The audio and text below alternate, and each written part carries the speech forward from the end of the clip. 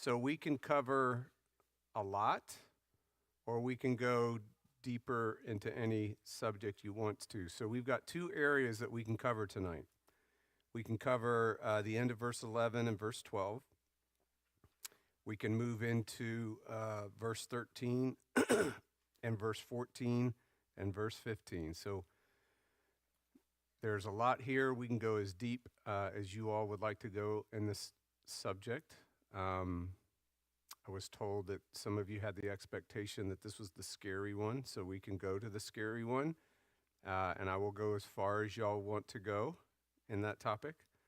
But that'll be up to you, your tolerance, how far you want to go explore the deeper dive. All right, I'm going to pray for us and then kind of get our minds warmed up, thinking, to hope it generates more questions. Just remember, like, asking questions before God is it's a great thing to get better and better at. You just ask your questions before God. You exhaust topics before God. You pour out your heart and your frustrations and the uncertainties, the confusion. That's all good stuff, because that is God actually wanting to take you. He's stirring things up to take you places with him you haven't been before.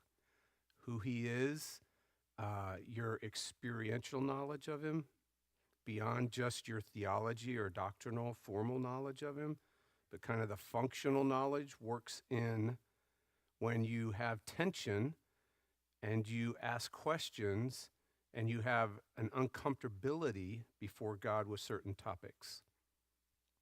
Don't let those scare you. Let them actually begin to get you excited, because, oh man, I'm actually going to gain understanding. I'm actually moving deeper into areas experientially, okay? All right, let me pray for us. Actually, I'm going to have one of y'all. Steve, would you pray for us to begin? Here you go, honey.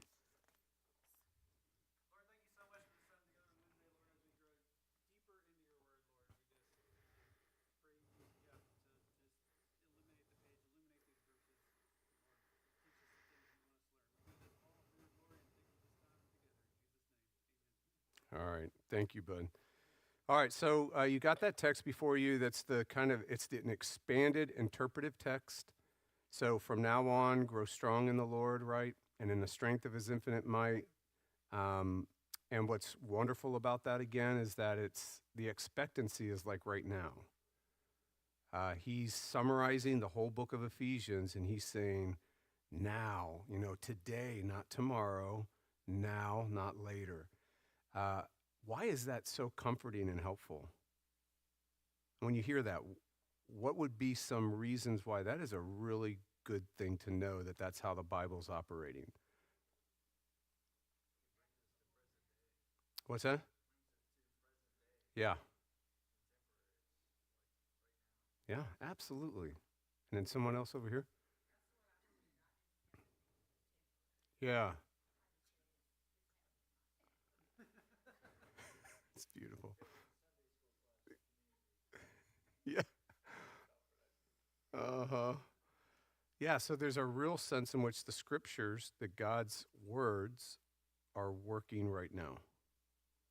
Remember, his words are his working. So everyone wants to know, we want to know, where's God at work? He's at work in his words.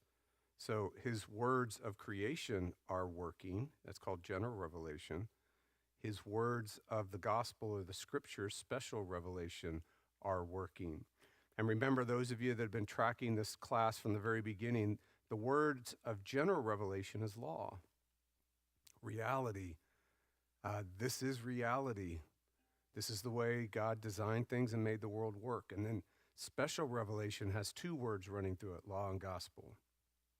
Works of law, works of gospel, continually. Today, not tomorrow, right? Now, not later. So you come to the Bible with an immediacy and a living, dynamic relationship with God. All right. So how do you do this? Verse 11, put on the whole armor of God so that you'll be able to stand against the schemes. I better put my glasses on. Schemes of the devil, right? Uh, and that's where everybody takes pause. Oh, wow, didn't expect that, right? I mean, we've been in Ephesians 6, and maybe we got a hint of it in chapter 1, a hint of it in chapter 2, and now it's kind of full force in our face. That there's this unseen realm that's intimately connected to the seen realm, and that both realms are part of creation. The heavens, the invisible, the unseen, the earth, the visible, the seen. And those are both created and both populated with creatures, right? And so remember that the spiritual world, those beings are spiritual, invisible, and so they live and move and have their being differently than us.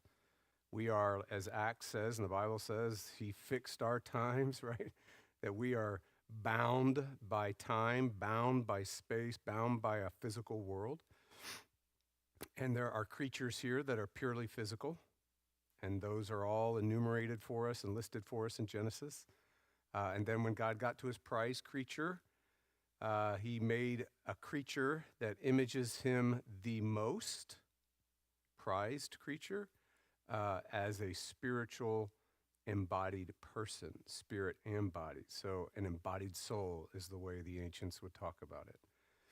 And so there's a spiritual reality to us, just like the unseen realm, and there's a physical, material, embodied reality to us, just like this visible world.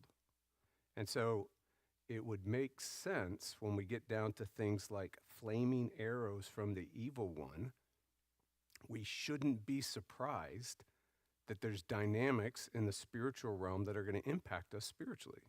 Should not be surprised. And then at all times, too, what we need to know is that these creatures that rebelled against God, these unfaithful angels that rebelled against God, they wanted to be God, and they wanted to overthrow God as God, and they wanted their own kingdom. And what does that mean? They want to procreate. They want to embody us. They want to embody God's prized creatures. That's why you see them embodied in animals. They're always finding ways. It's fascinating that, to me it is. It's just really fascinating. And this might be a little too much, and maybe I'm opening the door for you to have all your questions. But when people give these testimonies of UFOs, abductions, have you heard and seen some of these? The credible ones. Now, obviously, through all of this stuff, you're going to have the fantastical, and then you're going to have, well, that's pretty credible, right? But it's pretty uniform that those that are, one, these beings talk to them about Jesus, which is really weird. And then two, they're always poking and prodding them physically. They're always trying to figure out what's going on the inside of them. Isn't that interesting?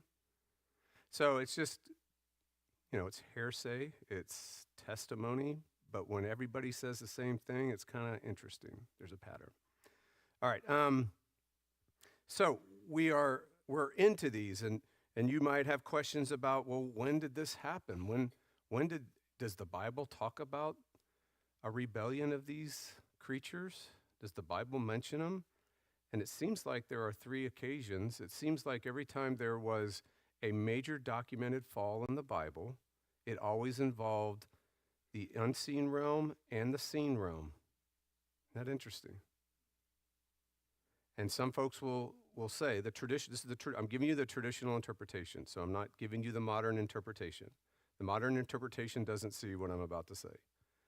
But way back in Genesis 3, most folks in the traditional interpretation see the fall of the first primeval spiritual being and Adam happening at the same time in the garden at the tree. The only other spot that some folks hypothesis that there was a fall, primordial fall before creation. It happened in the heavenlies first before God made things, and a third of the angels got swept down right from Revelation. But when you really look at that text, the context is the first coming of Jesus and the second coming of Jesus. It's not some prehistorical time period before Genesis, right?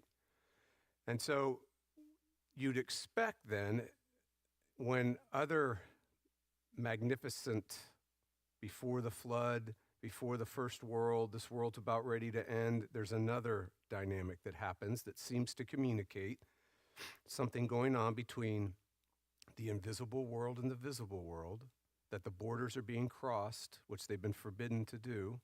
And then another, after the second great creation, and you had the flood, you have this, now we have a new man, Noah, his family, the new world, right?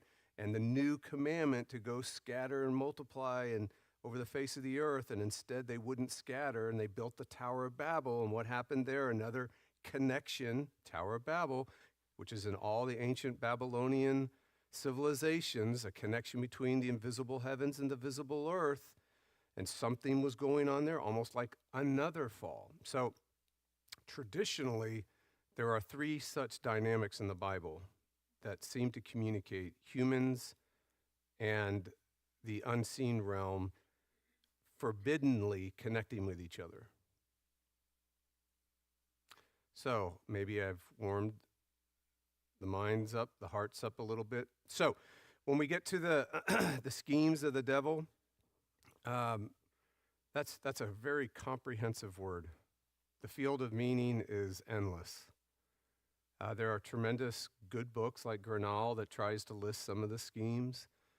The schemes that I mentioned on the Sunday that this was preached, there seems to be pretty much three major categories. So if you have schemes of the devils, this huge field of meaning, and then you just want to put some silos in there that are connected to this overall thing, some big ideas. There seems to be temptation is one of those schemes, right? Everybody pretty much, and what is temptation? It's interesting in the scriptures, though, the temptations could legitimately cover all the ones I'm about ready to talk about. We tend to think of temptations in one specific way, which is an enticement. But the actual original language means it could be a trial, and it could be torment as well, right? Which then gets to, so let's just say temptations, let's just put it into its most narrowed meaning, which is enticements.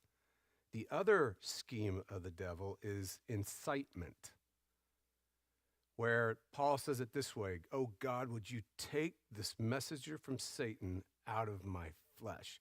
Now everybody has all these wild interpretations for that, like he had something in his eye. That's one of the ones I've heard about. I got that one at seminary. I'm like, really? He had an eye problem, he couldn't see, so the hypothesis was something's going on with his eye. Either Satan's messing with his eye or it's a real thorn in his eye. Those are always my favorite. Yeah. Can you take the thorn out of my eye, God? No, why don't you just reach up and pull the thorn out of your eye, right? So there's this thorn in the flesh, but if flesh means what it always means in Paul, it's always your old nature, right? Why all of a sudden would it become his physical body when sarx is flesh for Paul? That's the word used there. Soma is body for Paul, which is just your earthly body.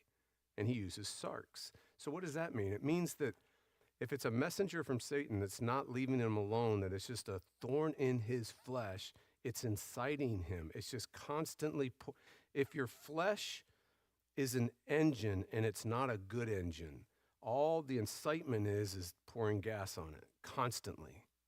So it's not, it could be temptations, but it's temptations not necessarily in an enticement way, but it's more in an incitement way. It's a scheme. It's like if you have a proclivity to human approval, the scheme would be that person just gave you a dirty look. They don't like you. Oh, yeah. And you're depressed the rest of the day. Incitement. See how that works? If your proclivity of the flesh is power and control, the incitement might be, man, you're so out of control. You can't even control your kids. You better get your act together. And so you come in like right? Do you see how this works? This is called incitement. That's a scheme. Yeah, it's just a trigger. And remember, that's what happened to Ananias and Sapphira. Everybody gets, what is he talking about when Peter says to Ananias and Sapphira? Someone look that up. I want the exact word, but I bet it's incitement. Why did you let Satan incite you? You know what I mean? It's not Satan got into your heart and took you over and occupies like he resided in your innermost being and made you do it. It's more like he's on the outside feeding your flesh, inciting your flesh. And you took it. Anybody have that? Yeah, it can be like that. Yes, all those depictions. And it's interesting. That's such a good point because if you look at all civilizations, they all have this kind of stuff in their mythologies.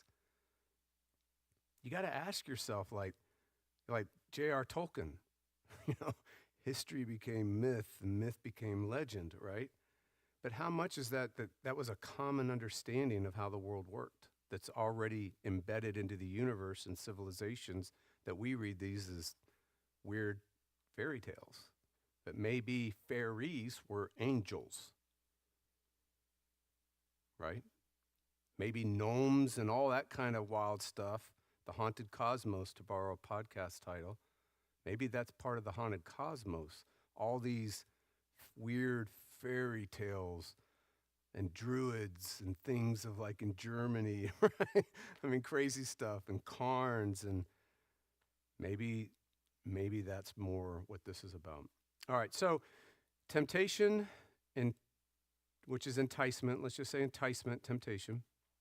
Another scheme is incitement, pouring gas, but doing it in a very strategic way. It's not like you know what's happening. That's the point. Calvin says it this way. I love the way he says it. It's spooky as all get out, but it's like, oh, that's so good. He slayeth before he appeareth. You've been slayed before you even knew that he did it. It's after the fact that you're like, he just cut me down. You know, it's after the fact. When David's being incited to take the census, he's not thinking, oh, the devil's doing this to me. He's just very insecure. You know, he's gone through a lot with his sons taking over the kingdom. I mean, can you imagine? So what would his flesh be? His normal, you have a sinful flesh. So we're always, which gets to the plate, we're always trying to have a sense of righteousness to protect us, a shield to protect us, and to give us life.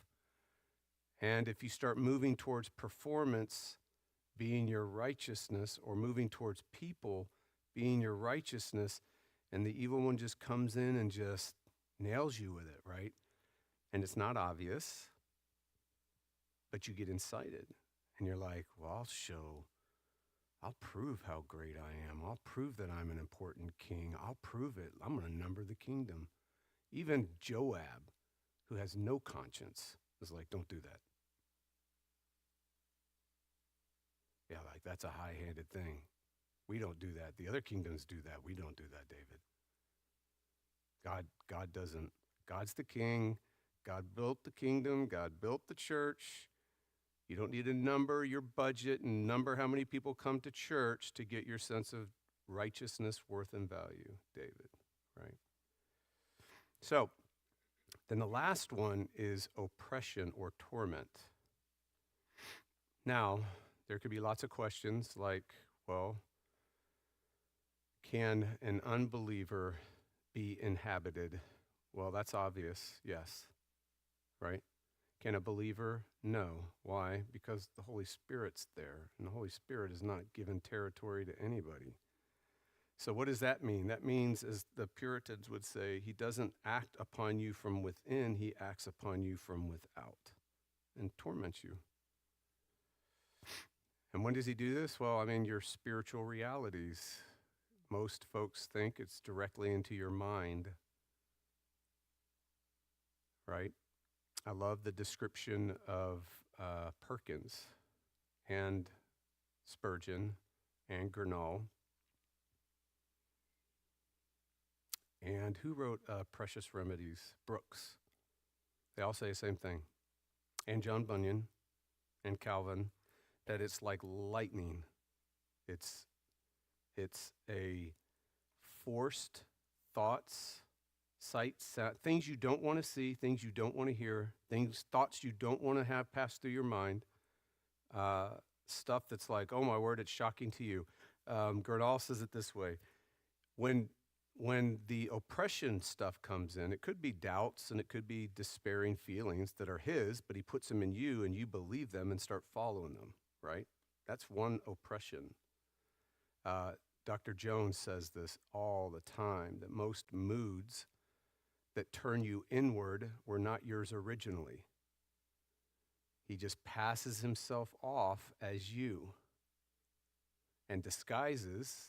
If he can disguise himself as an angel of light, he can certainly mimic you and knows your flesh and gives you thoughts and moods and feelings and suggests things. And the language I like is the projections, suggestions, and then sheer violence, lightning blasting right into your mind.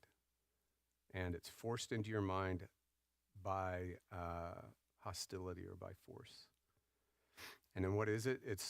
Gernal says, sometimes when that happens, you are more shocked that that kind of thing passed into your mind. Spurgeon used to say things like, the stuff that goes on in my mind could make me think I'm not a Christian. That my mind has gone down every sewer that could be invented in the human world. And I think, and Seif became it because I read all his stuff, that he began to realize that much of that stuff is not him. His flesh is certainly capable. His flesh has done it. Yes, but this is more oppression, right? And so Gernal says that you would have been more shocked if Satan would have visibly appeared to you in a visible form than what just went through your mind. And then he passes it off as, that's you. And he's the accuser, and he goes, that's you, right? And you can't control these thoughts. You cannot avoid them. So you start moving to embrace them and wrestle with them. And Luther says the moment you start trying to figure them out and get rid of them and to refute them and to justify yourself and be hypervigilant, that's the language you use in mental illness today, hypervigilance, right? Checking, because things, unwanted, intrusive thoughts are coming in, right?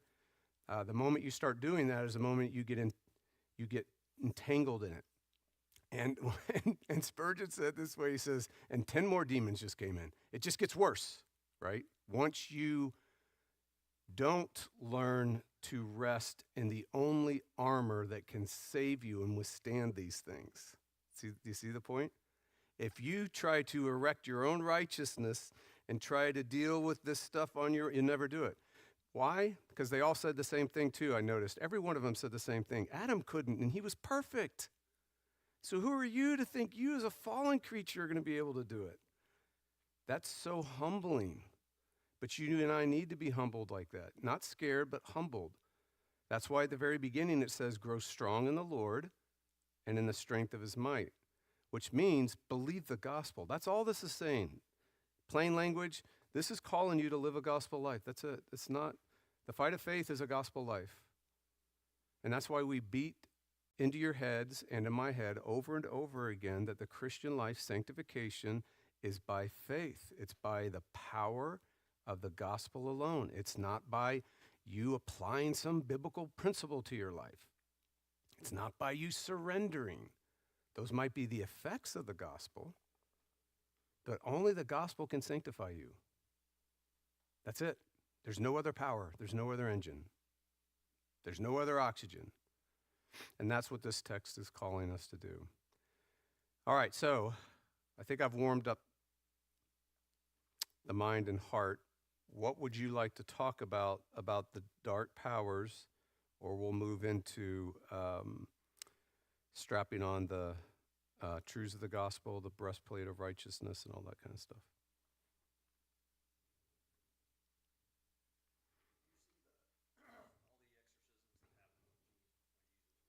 Yeah. Yeah. Yeah.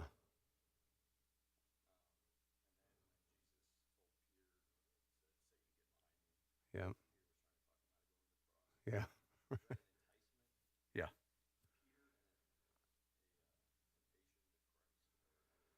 Yeah, it's good. Jones has a great section on how Jesus, sometimes I read certain authors who are wanting to stress not not the old guys, the modern guys, are wanting to stress, like say in Hebrews, when we were going through Hebrews, how he was acquainted with all the temptations and things of us, but the way they communicate it's like he struggled with it like we do. But he didn't struggle with anything. And that's so important. So when Jesus is tempted, he's like, really?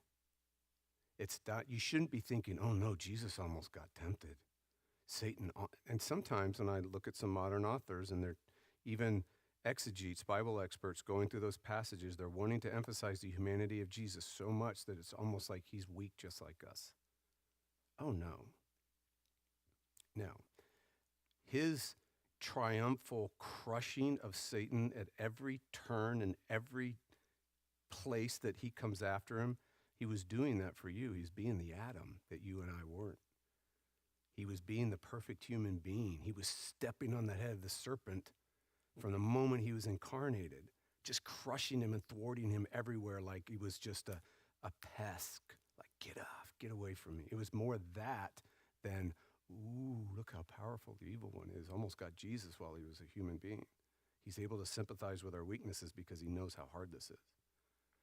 No, he does know how hard it is, and he sympathizes with us because he's such a kind and gentle Savior, not because his nature was prone to it like us, if that makes sense.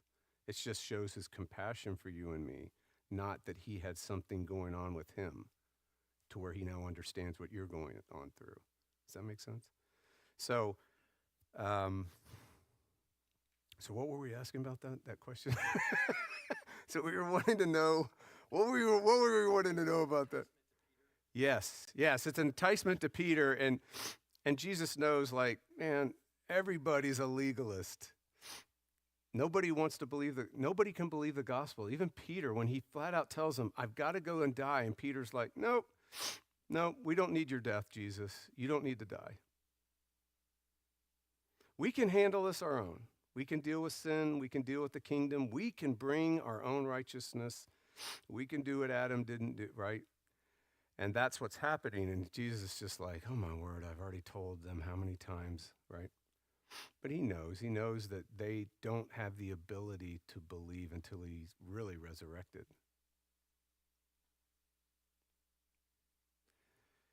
Yeah. There's something in there, but I forgot it already. Anybody else? Questions? Yeah. Yeah. Yeah. Correct. Mm-hmm.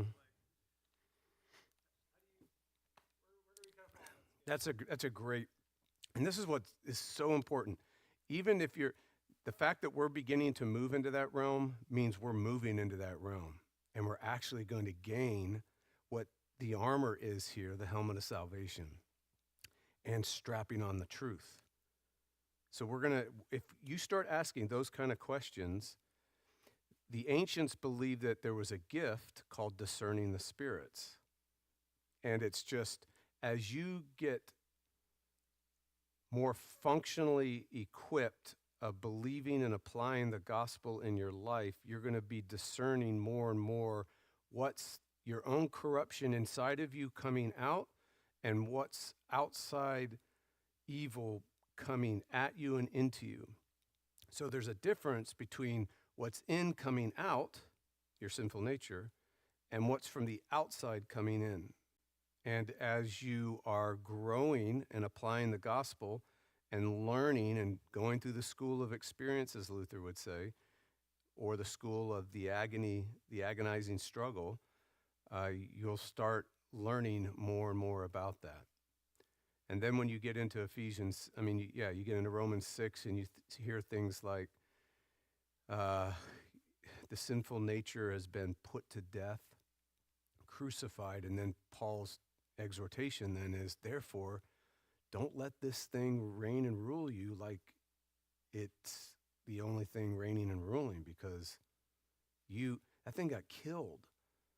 So it's no longer your Lord. You're no longer in the realm of the dead. You're no longer like the plaything of the powers that be. And so he says, How does he say it? He says, therefore, do not let sin reign in your mortal body so that you obey its evil desires. Now, this is really, really interesting. So that you obey its evil desires. So he's already telling you your flesh, remember, epithume, evil desires, bad translation, mega epi over desires, so that you obey your mega epi over desires. Is it saying that you don't have mega epi over desires? No. It's saying don't obey them. Now, how sane of a spirituality is that? Most Christian life sanctification programs today are trying to eliminate and work on something they cannot fix and will never, ever fix in this life. You will never get rid of your sinful nature, the flesh. It took the cross to do it. But it's with you. The head's been cut off. It's not ruling you as Lord and King. You're not one person with one nature. You're one person with two natures. So you're in a conflict, right? But that flesh has mega epi over desires that break every single commandment. So if you're going to spend the rest of your life looking inside yourself and grabbing one of these mega epi over desires like lust or whatever it is, dudes and gals for you, I don't know what it is. What is it for you? But there's not a dude that I know on the planet that's like everyone, it's constant, right? So then you say, well, what are you going to do about those? Well, you either can sit there and try to work on them yourself and spend the rest of your life making them get worse, or you just don't obey it. How simple is that? You go, up, there's the flesh, leave it where you found it, move on. I don't have to obey it. I don't have to be enticed. David's on the roof, sees Bathsheba. Is seeing her for the first time bad? No, it was an untimely event, but a very well-timed event, according to the unseen realm. At that point, he should have, could have, as a believer, walked right off the roof. I will not obey the mega epi over desires of the flesh. That's what Paul says. That's how Paul says he should have handled it. So you can apply that to every one of your mega epi over desires of the flesh. The need for control, the fact that you have to have people like you, and if you're criticized, you're like completely devastated and you're no longer like you. Those are your fears, your anxieties, those are mega epi over desires, just in reverse. They're not just addictions. They're the craving for something not to happen. That's what a fear is. It's an epi mega over desire. So that's how that works. So you've all got them. I've got them. Whatever it is for you, the proclivity that you have, the goal is not to try to deal with it on your own. You'll never win. The goal is to bring the gospel to it. You bring the cross to it. So much so that it becomes reflexive that you just don't even pay attention to it. It happens, you move on, right? And that's what happens with these intrusive thoughts when even all the people that try to help in the mental health realm, if you look at all the books, it's all about just let them be. Don't mess with them. Just let them be. You're okay, right? Now, that's great. You can tell yourself that all you want, but those are terrifying, right? But the people that do find them help apart from Jesus are ones that don't entertain them. They just move on. Right? All right, any other questions in this realm?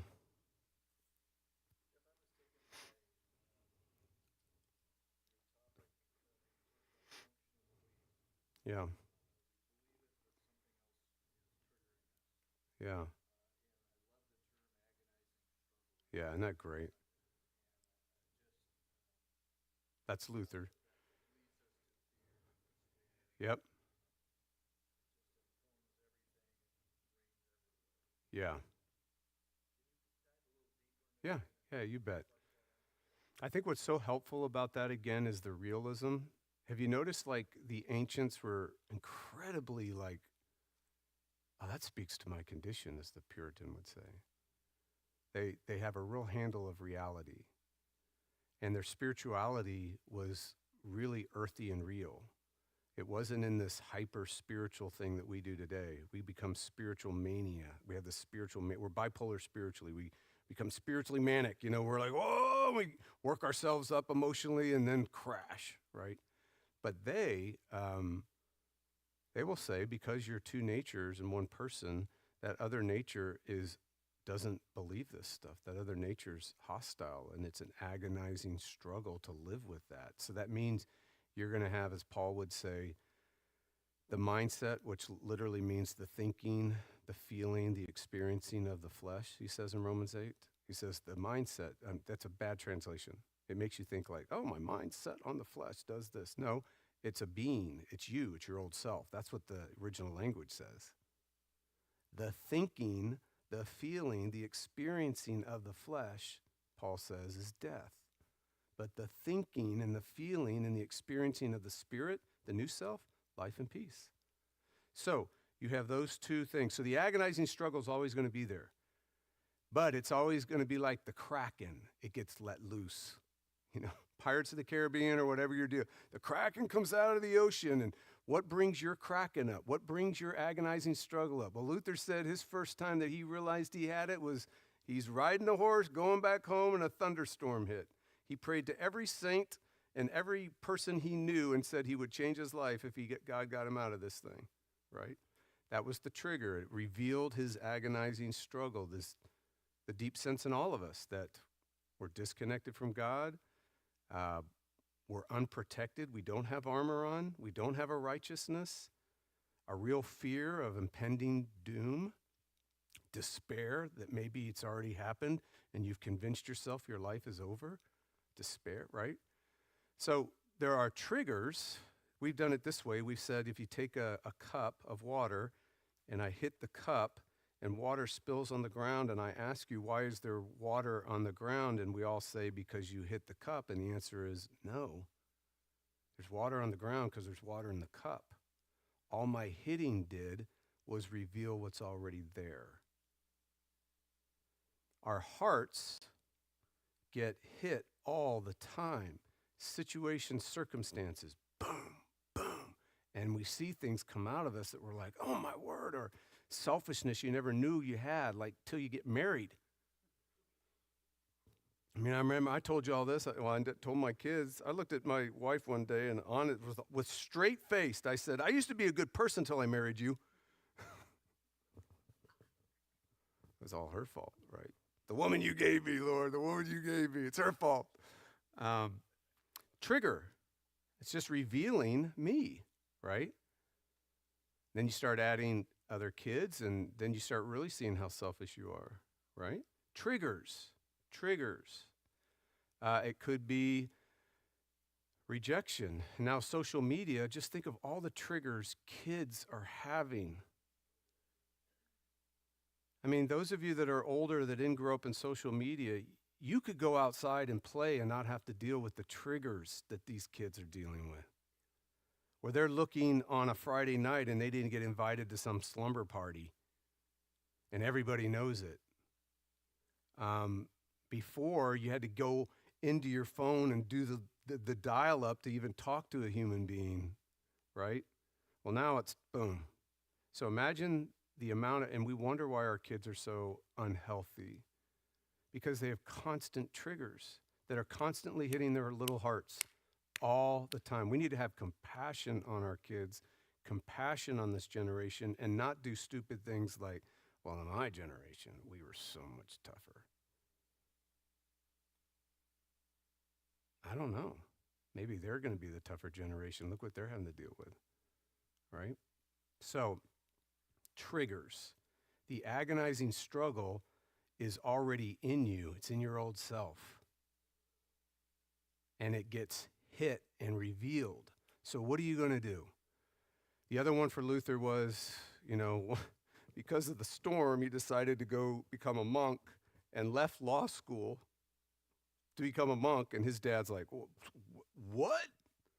Again, being a religious person in that day was like the most corrupt person on the planet.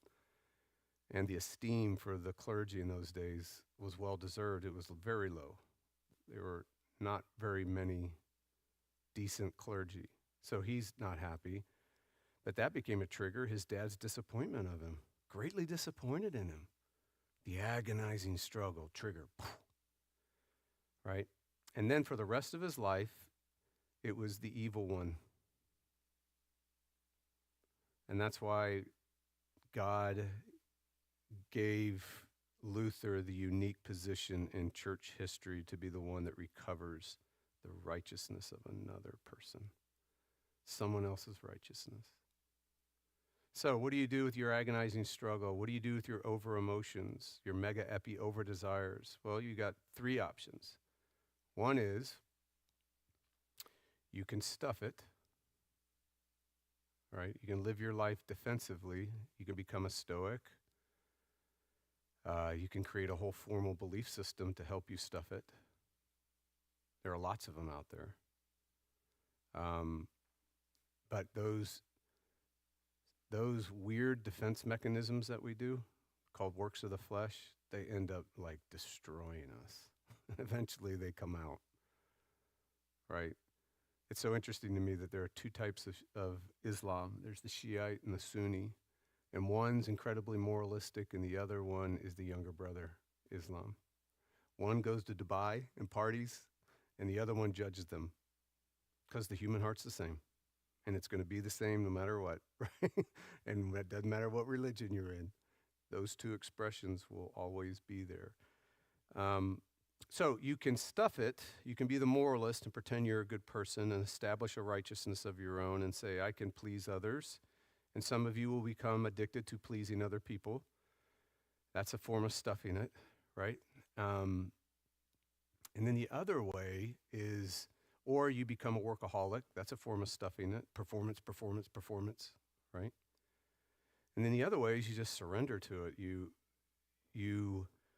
And that's more of the younger brother, a little more of the younger brother. If you know the language that I'm using, it's like, I'm just a second-rate Christian. I suck as a Christian. Sally Saint, Susie Saint is better than I am. Now I have a real Susie Saint. Like, I could point to Susie. She's not that Susie Saint that I have created that character. But I have a Susie. We have a Susie, right? We could say Susie Saint. But you surrender to it. You submit to your despair. Submit to your over-desires. You, in a sense, let them become your God and sweep you away. And so usually there's a withdrawal. That seems to be the source of a lot of the addictive type stuff that happens in life.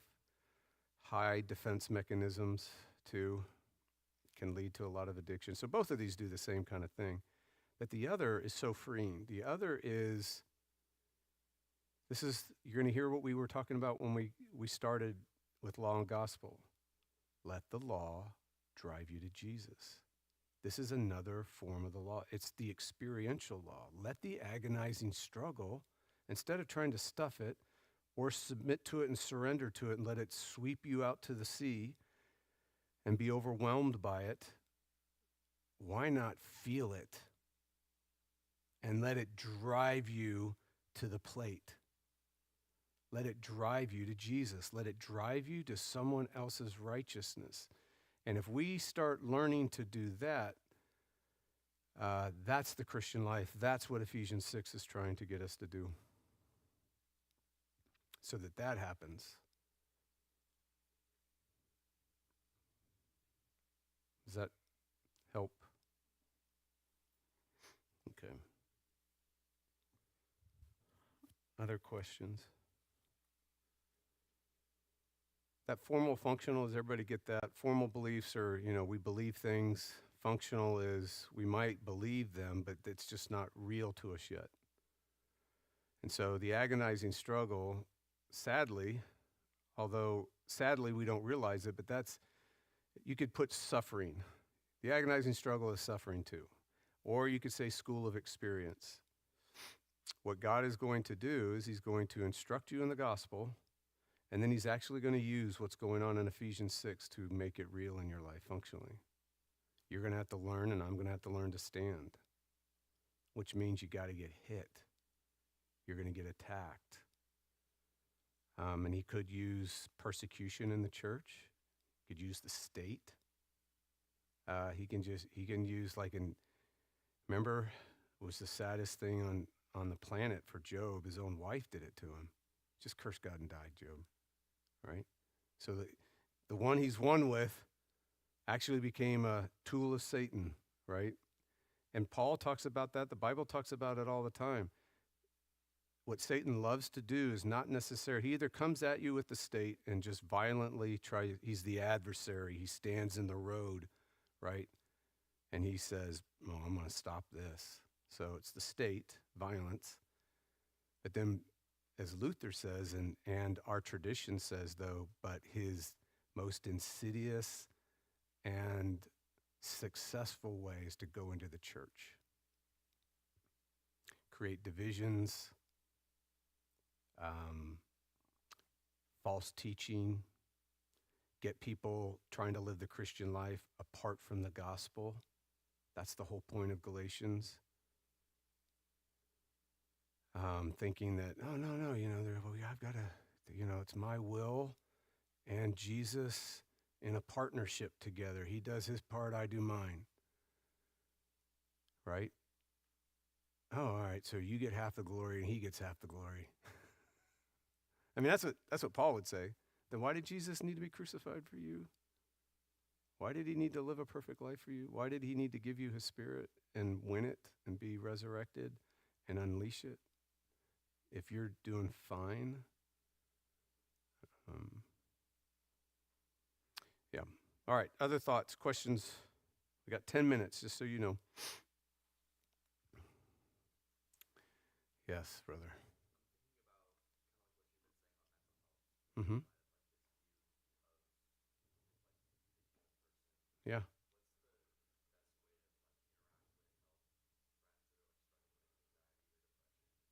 Yeah, that's a great question. Yeah. Yeah. Yeah, if they're unbelievers, this is the law for them. So you need to remember that, right? So you need to be going like, the law comes in word, but the law is coming in experience too. Well, what do you mean? Well, the failure to live up the law is wrecking all of us. The consequences, the curse of the law is crushing all of us. The agonizing struggle is the law in action. It's actually implementing the curses of sin. For the wages of sin is death. Sin carries a realm with it. It carries death with it. So we can be incredibly compassionate because we're all in this together. This is not like I'm saying something that signals and highlights someone like they're in this place and we're not. We're all in this together. So it's like you have compassion on them because you know exactly what's going on. You know that their old nature, their sinful nature, they're in sin, and it's wrecking them as the Bible does tell us. And then you know they have an enemy that's just pouring gas on it constantly, continually. He does not fatigue. That's what those guys used to say too. Some of us think that he's going to let up. He doesn't know what let up means. You think he's like you get tired and you need a break. He's indefatigable, or however you say that word. He just goes, right? All right, so what do? You go, man, I understand. And you do. And you have an insight into, but what's good is that they're actually feeling it. They're feeling the agonizing struggle. And so this is how you have gospel conversations, law gospel, right? So you can use the experience a person's going through to actually You don't have to tell them, say, well, let me tell you what the law is doing to you right now. You know what I mean? But you know what the law is doing. And so this is a good thing. They're uncomfortable. They're fearful. They're anxious. It's actually revealing their need for Jesus. And so depending on the level of relationship you have with them, I would just ask questions. That's what I would do. I'd say, so, what you say you're struggling with anxiety? Yeah. Well, what does that mean for you? Like, what do you mean? Like, what does that look like?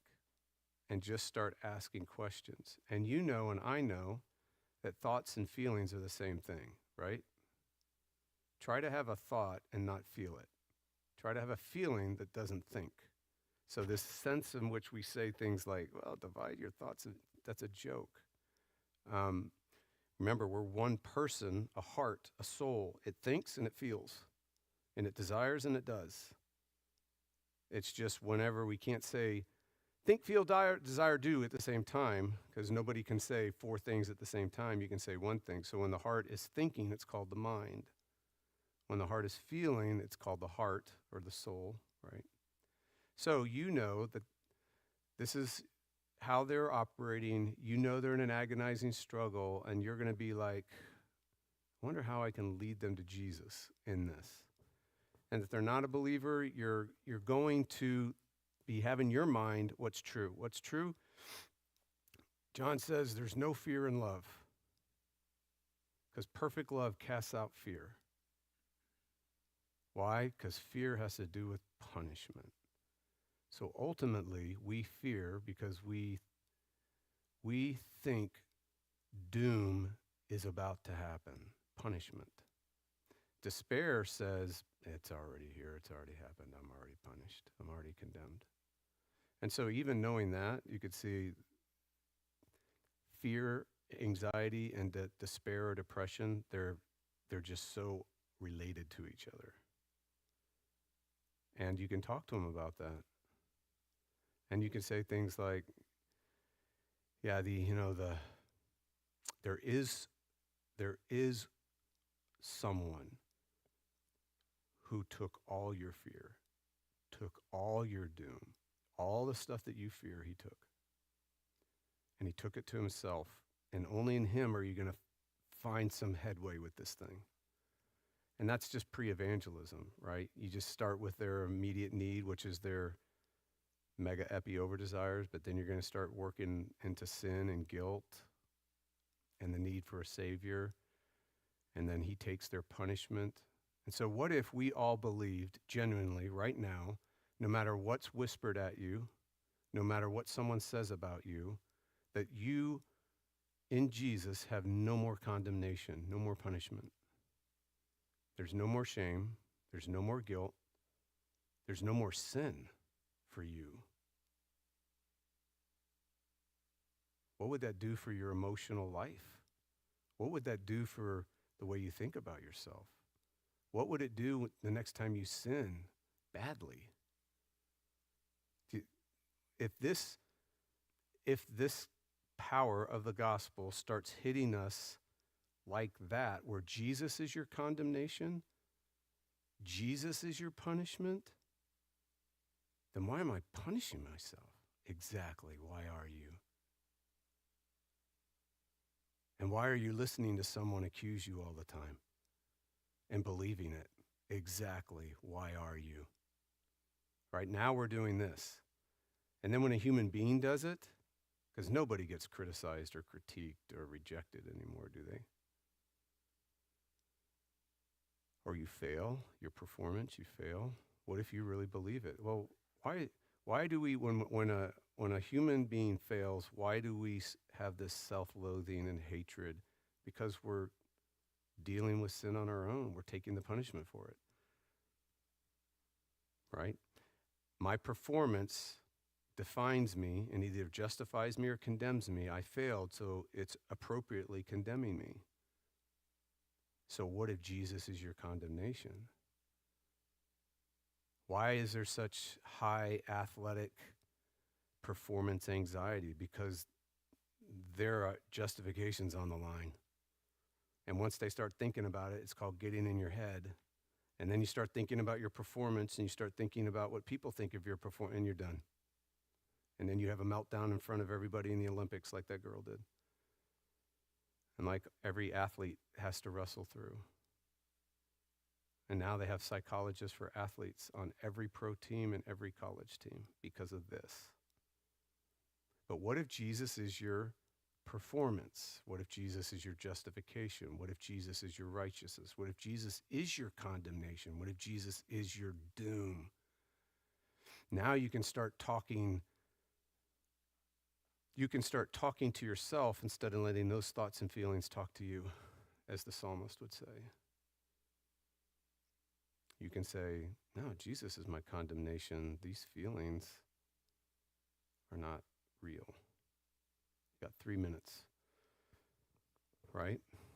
So that's how you know where you're going. You're just, how you get there with that person is just going to be your relationship with them. Yep, Rob. Yeah, 3 minutes. Yeah.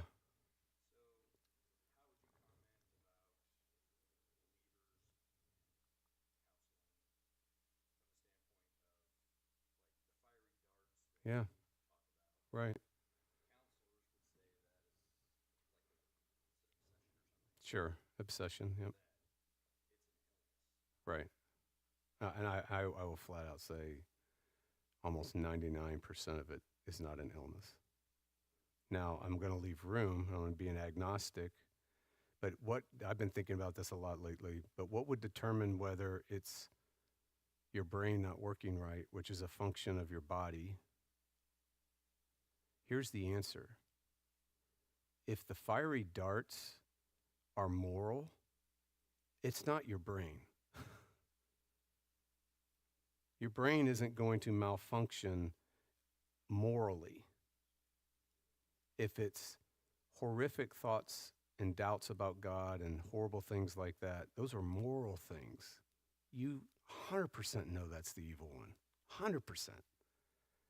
But if it's like you have glitches in your brain and you get Alzheimer's in your brain, I mean, that's normal. That's bodily decay. That's the body, right? The brain's the body. So my sense is moral stuff is the evil one.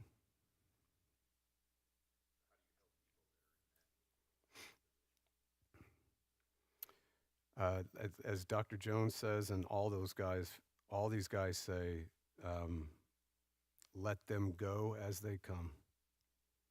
Don't refute them. Don't get into dispute with them. Just let them go as they come. The moment you start messing with them, the moment you get all, how did they say, entangled with them. And the demonic energy just gets stronger.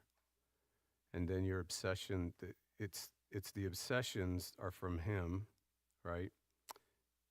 The compulsions of trying to deal with them come from us. Those are works of the flesh. It's just us putting up our own armor. We're trying to deal with them on our own. Just think of it that way. And once you start realizing that, you start identifying, oh, here are my compulsions. Yeah, this is what I do.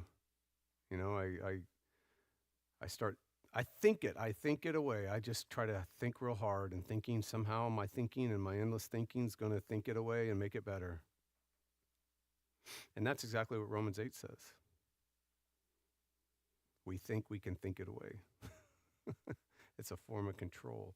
And that mindset, in the ancient world, a referent is to a mind trying to think that it can control the sea. That was the referent in the ancient world. The sea, that your thinking can control the sea. Yeah, that the ancients thought it that way.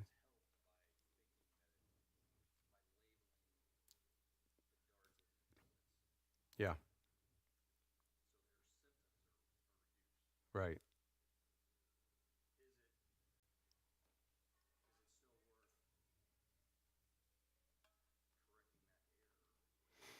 I wouldn't, I wouldn't correct any error until, in all of this, it's so complex. I wouldn't correct anything apart from a relationship and them asking you for help in that area. For us as lay people, that's what I would stick to.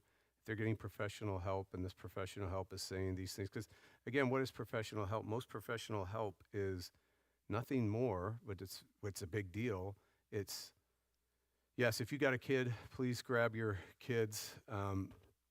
The science is it's not, the science is evaluating symptoms over years and years and years and years. And so it's like you have a catalog of descriptions. And so that's what mental illness is, putting descriptions to years and years and years of observations. Oh, this is what the human condition does. So it's coming in and it's putting descriptors on it. Yep, that's what it does. How to fix it is a whole other. And evidently, we're starting to realize that the chemicals we've been throwing at it aren't working. So think about it that the experts for 20-something years have destroyed kids with chemicals. So I would just say compassion and empathy, be descriptive like they're descriptive, and then be curious. Be like, when there's appropriate time, like, I wonder if there's another way to describe this. Stuff like that in a normal conversation. Because they're at a point where, I don't know if this is really working, this technique.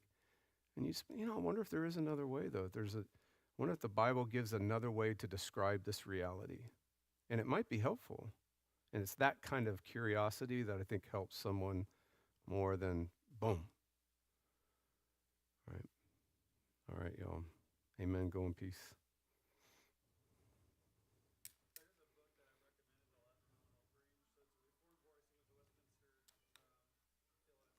Yeah.